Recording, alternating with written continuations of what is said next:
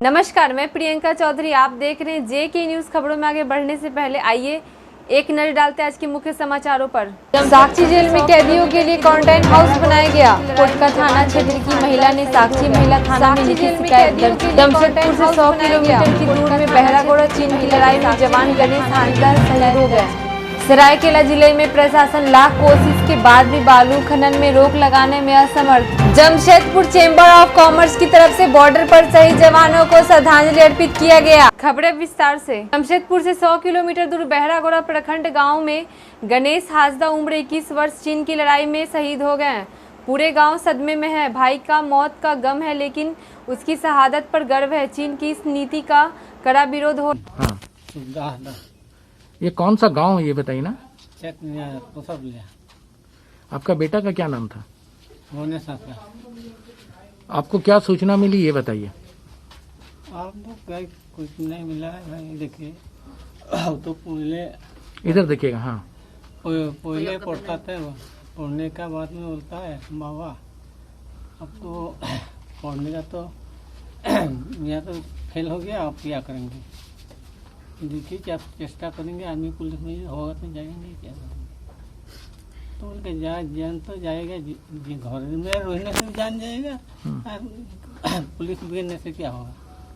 अरे अब चला जाएगा। तो ठीक है बाबूजी, तो तुम्हारा पसंद होता है तो आप क्या बनेंगे? बोलने तो कोई बाबा। जमशेदपुर नगर आरक्षी अधीक्षक का कहना है, कोरोना वायरस के मद्देनजर साक्षी पुराने जेल को क्वारंटाइन सेंटर में तब्दील किया गया है। जितनी भी कैदी हैं जेल में बंद है, जिन्हें कोरोना वायरस जैसी महामारी बीमारी हुई है, उन्हें भी यहां क्वारंटाइन किया जाएगा। जमशेदपुर लॉकडाउन के मद्देनजर नाई की दुकान खुली है। मोहन ठाकुर का कहना है, हम लोगों को खाने का पैसा नहीं हो पा रहा है। यह फुटपाथ पर दुकान चलाते हैं। इनकी आर्थिक स्थिति काफी खराब है। ग्राहक आने से भरण पोषण होता है। यह दुकान मानगो बस स्टैंड पर लगती है। 2 पैसा कमा के जेल चलता दुकानिया था ना, दुकानिया था कृपालो पाल सब फाटोट के टोट तो कृपालो पाल है तो कंपनी ने मंगाए। दुकान से चला था, दुकान से खर्चा पान, दुकान से कमा के दुकान से चला रहे हैं, दुकान से खर्चा पानी चला था भोजन। जमशेदपुर कोटका थाना क्षेत्र की रहने वाली महिला का विवाह हेमंत मंडल से 10 वर्ष पहले हुई थी। 6 महीने बाद ही ससुराल वाले ने प्रताड़ित करना शुरू कर दिया। प्रताड़ना से तंग आकर महिला ने साक्षी महिला थाना पहुंचकर अपने ससुराल वाले पति हेमंत मंडल, देवर कुणाल मंडल, ननद कंचन मंडल और मामी साधना मंडल पर प्रताड़ित और मारपीट कर जलाने का आरोप लगाई है। पुलिस मामले की जांच कर रही है। करीब इसका 10 साल हो गया शादी करते हुए। इसका तो 6 महीना बीतने का बाद से हो रहा था। इसका साथ अत्याचार का लड़की खुद बोल रही थी गांव वाला का सामने। तो जो भी है लड़की बहुत बर्दाश्त की है कि हम मम्मी मंडल जो है हेमंत ठाकुर का वाइफ, उनको न्याय मिले, उनको शांति मिले, क्योंकि वो बहुत ही अच्छी लड़की है। घर से बाहर नहीं निकलती है, किसी से बात भी नहीं करती है, बहुत शरीफ एकदम। उसके ऊपर जो झूठा इल्जाम लगाया जा रहा है चरित्र हीना बोल के, वो एकदम सरासर गलत है। हम लोग यही चाह रहे हैं कि उनके ऊपर जो साधना मंडल जो आरोप लगाई है, अगर उनके पास अगर ये है प्रमाण है तो अपना प्रमाण दिखाए, या तो नहीं तो ऐसा बात मतलब नहीं बोलना चाहिए। शादी के बाद 6 महीना तो सब ठीक ही थे, लेकिन जब से मेरा ससुर जी का देहांत हुआ तब से ज़्यादा मेरा ये हुआ है। मेरे ननद लोग बार आके मेरे को मारपीट करती है। मेरा मामी सास जो घर में बोलती है वही सुनते हैं। बार मेरे को यहाँ तक कि खाने भी नहीं देते ये लोग। रात दिन काम करवाते हैं, खेत पे काम करो, जब हम खाना मांगते खाना भी नहीं दिया जाता है। और मेरा पति देवर 2 ननद और मेरा मामी सास मिलके मुझे घसीट के मारती है ये लोग। 15 मई का दिन मेरे को जान से मारने का धमकी दिया ये लोग। यहाँ तक कि पेट्रोल भी मेरे शरीर में छिड़क चुके थे। अगर समय पे ग्राम प्रधान और मेरा पापा और भाई अगर नहीं पहुँचते तो हम शायद उस दिन जान गंवा चुके होते थे।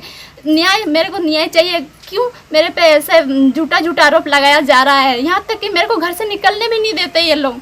ना टीवी ना मोबाइल, कुछ भी नहीं, सिर्फ दिन भर काम ही काम। खाना भी टाइम से नहीं देते हैं।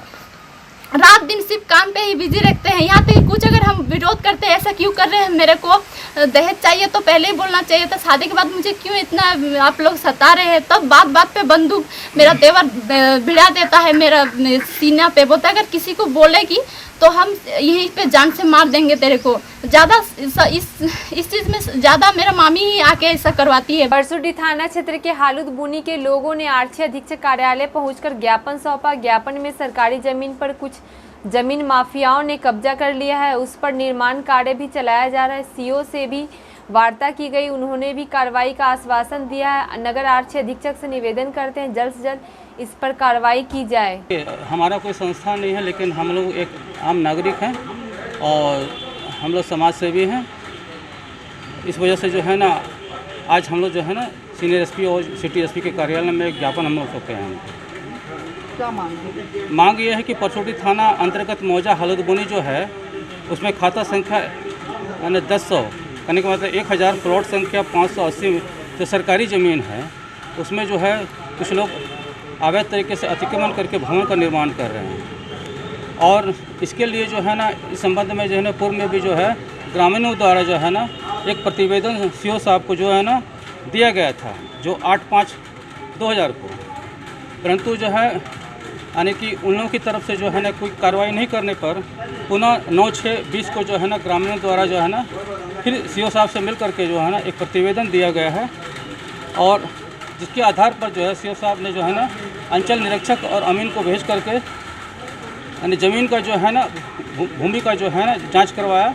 तो जांच में यही पाया गया कि वो ज़मीन सरकारी जो भूमि है, परंतु उसके बावजूद जो है ना उनके जाने के बाद अंचल कार्यालय के जो पदाधिकारी के जाने के बाद वो लोग पुनः जो है ना उसमें कार्य को निर्माण शुरू कर दिए हैं। पाल सिरका क्या होगा?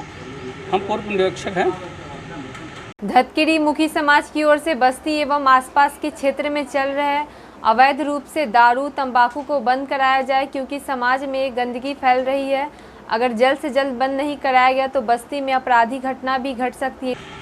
हम लोग आज मुखी समाज कल्याण समिति के बैनर तले वरीय पुलिस अधीक्षक और उपायुक्त महोदय से हम लोग आज एक प्रतिनिधिमंडल भेंट करने आए हैं और मांग रखेंगे कि धतकिरी मुखी बस्ती में जो अवैध शराब, गांजा और ब्राउन शुगर का धंधे से खरीद बिक्री, मुन्ना घोष, शराब माफिया और उनके पुत्रों के द्वारा जो हो रहा है बरसों से, पूर्ण रूप से बंद हो, इसके लिए आज हम लोग सहयोग मांगने आए हैं। अगर सरकार हम लोगों को और प्रशासन हम लोगों को सहयोग नहीं देती है तो मुखी समाज कल्याण समिति के बैनर तले पूरे सामाजिक कार्यकर्ता मैदान में उतरेंगे और अवैध शराब भट्टियों को ध्वस्त करेंगे। बंद नहीं होने की वजह से समाज में जागरूकता की कमी, समाज के लोगों के बीच हम लोग समय समय पर जागरूक लोगों को करते आ रहे हैं, लेकिन जागरूकता के कमी की वजह से ही इस अवैध बुराइयों को हम लोग ख़त्म नहीं कर पा रहे हैं। फिर भी मेरा और मेरा टीम का कोशिश जारी है। जी, लड़ाई ये जब तक बंद नहीं होगा, पूर्ण रूप से लड़ाई मैं और मेरा टीम जारी रखेंगे।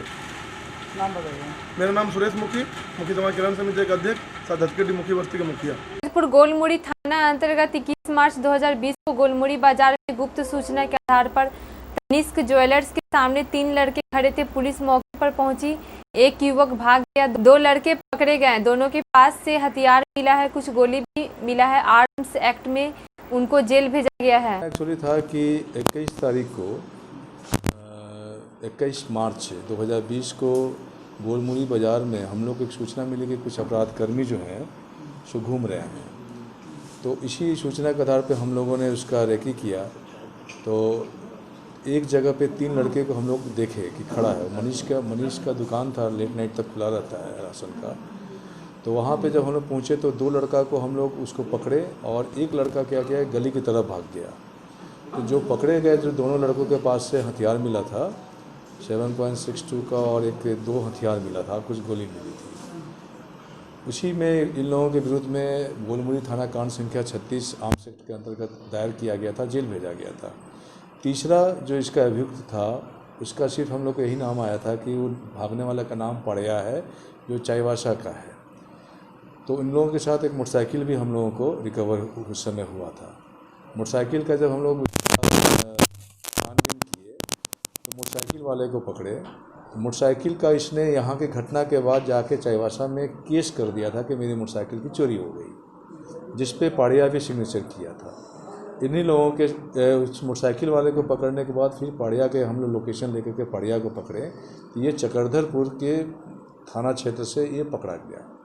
पकड़ाने के बाद से ये उसने पूछताछ में इस अपराध को स्वीकार किया। कुछ दिन ये भी था, साथ ही ये सिसई के एक कांड में, छिनतई के कांड में वांटेड है, बरियातू के एक छिनतई के कांड में वांटेड है, फरार चल रहा है। चक्रधरपुर के 3 केस में वांटेड है, जिसमें वहाँ का एक व्यापारी इसी तरीक़ा से जो सामान जब दुकान बंद करके जाते समय नोट जो ले जाता था उसको रेकी करके ये करीब 97,000 रुपया छीना था। तो चक्रधरपुर के 3 केस में और इस तरीके से करीब 7 केस में वांटेड है। सरायकेला जिले में प्रशासन की लाख कोशिश भी नाकाम नजर आ रही है। बालू माफिया लगातार बालू घाटों से बालू ले जा रहे हैं।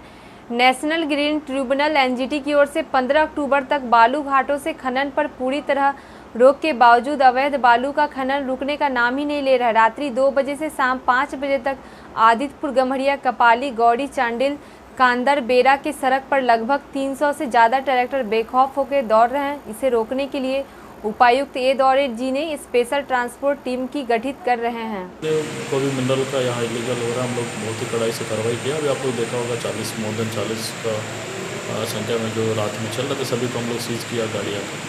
और अभी तो बालू का तो बिल्कुल बंद है बारिश के मौसम में, और अन्य तरफ किसी भी हैं हम लोग, हमारा टास्क फोर्स ऑलवेज तैयार है, हम लोग बिल्कुल एक्शन। सरायकेला जिले आदित्यपुर थाना क्षेत्र में चोरी की वारदात बढ़ रही है। बीती रात आदित्यपुर थाना अंतर्गत सपड़ा में रात 2 बजे से अज्ञात चोरों ने चोरी की घटना को अंजाम दिया है। दुकान मालिक रविकांत मंडल ने बताया कि अज्ञात चोरों ने ताला काटकर लगभग 50,000 के सामान चोरी कर फरार हो गया। बंद करके गए 8 बजे तक करीब, उसके बाद घर में हो गए। उसके बाद मेरा दोस्त मित्र को फ़ोन किया मेरे को, बस करीब 3:30 बजे आके देखे कि मेरा पूरा ताला वाला पूरा तोड़ा हुआ है।